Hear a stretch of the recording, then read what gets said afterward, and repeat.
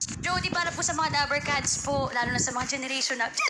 Wow! Paano po kayo nag-start sa showbiz, Miss Jody? Nag-audition ako nung 15 years old ako. 15. Yes, so 15 years old, na-discover ako na isang talent scout, tapos nag-audition ako. Tapos after nun, after mga 4 o 5 balik, yun, ni-launch na kami. So this was in around late 90s.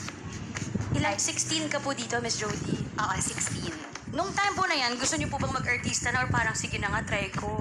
Trinay ko lang naman talaga siya. Pero meron akong passion talaga for performing. Mahilig talaga ako sumali sa school sa mga contests, ganyan. Anong contest mo na to?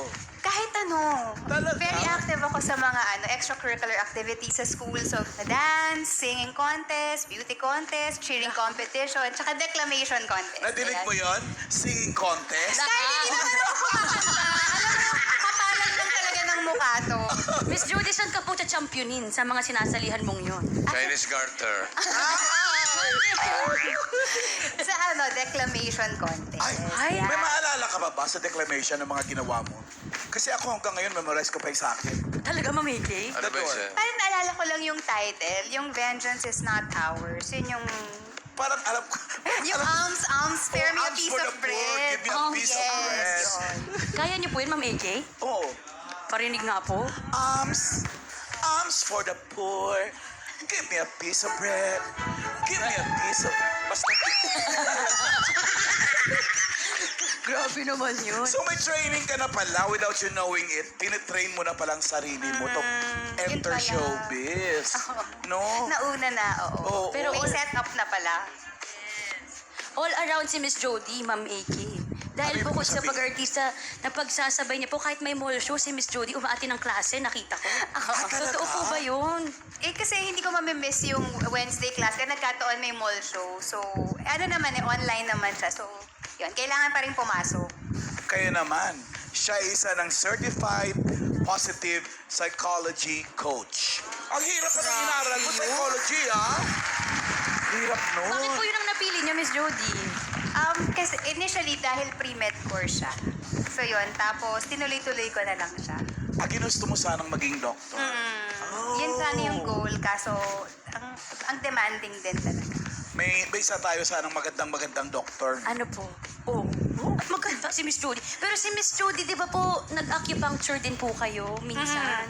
All around si Miss Jody, ano pa? Taray, tayo What mo can't ginawa you sa do? buhay. No? At 44, 3. 43.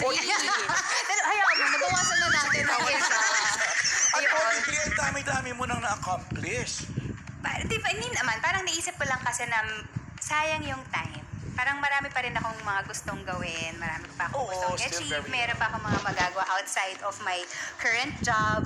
So, yun. So, minamaximize ko lang yung time na meron. So, show business na talagang yung current job talaga. Yes, ever since. Simula nung pumasok ako sa showbiz, 16 years old. Kinareer mo na siya Yes, ng todo. oo. Tingnan mo naman, First love ko napaka-rewarding talaga. ng showbiz sa'yo. Naman. Ano ba mong project?